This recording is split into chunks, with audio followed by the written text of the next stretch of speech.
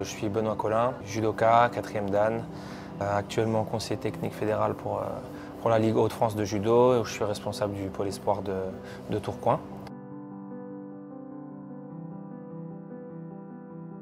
À cette époque-là, j'étais descendu vivre à Toulouse et l'entraînement, c'était un peu moins régulier que ce que j'avais pu connaître par le passé. Et j'ai tout envoyé valser et j'ai dit allez, je monte sur Paris.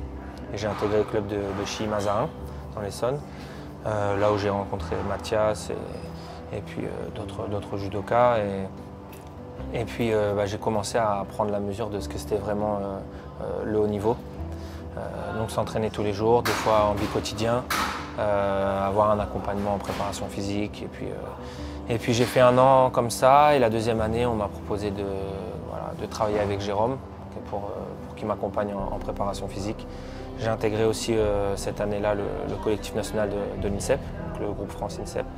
Et les choses se sont accélérées. J'ai fait mes premiers résultats, on va dire, intéressants. 7e au championnat de France, 1re division. Qu'est-ce que j'ai fait d'autre? Après, j'ai fait mes premières médailles en European Cup. Puis après, tout s'est accéléré. 5e, 3e l'année d'après. J'ai participé à mes premières Coupes du Monde.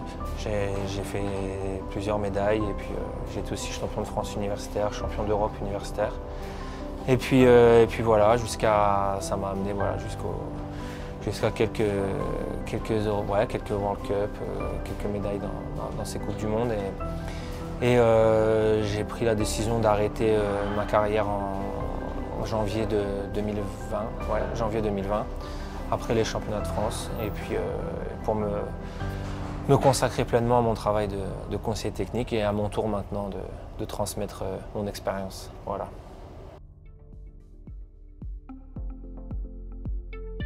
Comme je l'ai dit tout à l'heure, les choses se sont accélérées et se sont précisées en fait, avec la rencontre de Jérôme. J'ai pris conscience de l'importance de la préparation physique couplée au judo et que les deux étaient fortement liés. Et lui justement a fait en sorte de lier les choses intelligemment parce que de base c'est un judoka, donc ça m'a de suite aussi rassuré dans ce côté-là. Et puis je me souviens du premier échange qu'on a eu avec lui. On s'est vu, on n'a même pas fait de séance en fait, on a juste discuté pendant 1 heure et il m'a expliqué sa vision de la préparation physique et l'accompagnement qu'il propose aux athlètes. Et ça a matché direct et du coup on s'est pas quitté, quasiment pas quitté pendant toute la fin de ma carrière sportive jusque 2020. Voilà. La préparation physique, c'est pas une fin en soi, mais elle doit être intelligente. J'aime bien dire ça, c'était mon entraîneur qui disait ça, c'est l'athlète qui réfléchit, c'est un athlète qui réussit en fait. L'athlète qui réussit, pardon, c'est l'athlète qui réfléchit. Et cette réflexion, elle doit être commune avec le préparateur physique et que je me souviens quand on se voyait avec Jérôme dans les débuts de saison ou quand il fallait ajuster les choses, on prenait un moment. On ne faisait même pas une séance, on discutait et on prenait le calendrier, on ajustait la stratégie en fait. Et je dirais que c'est ça, la préparation physique doit être au service du judo, mais les deux sont liés. On ne peut pas faire que de la préparation physique et du judo. Il faut faire la préparation physique et tout de suite la transférer au judo et si possible faire la préparation physique, on appelle ça la préparation physique intégrée.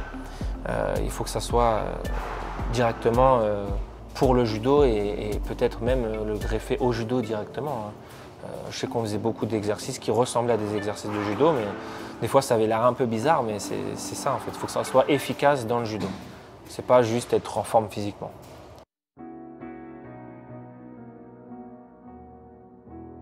Oui, il y a eu des blessures, il y a eu des moments où j'ai eu beaucoup d'arrêts. Il a fallu soigner les bobos, se faire opérer. J'ai eu quelques opérations, enclencher un processus de réathlétisation.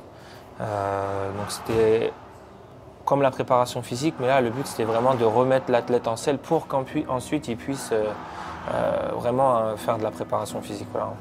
Et, tout ça, Jérôme m'a accompagné énormément dans ces moments-là.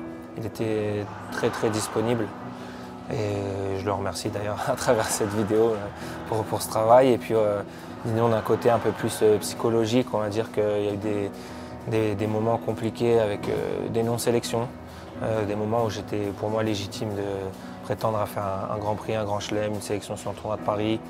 ou sur un championnat continental. Et donc elles ne sont pas arrivées. Voilà, c'est des désillusions, on va dire.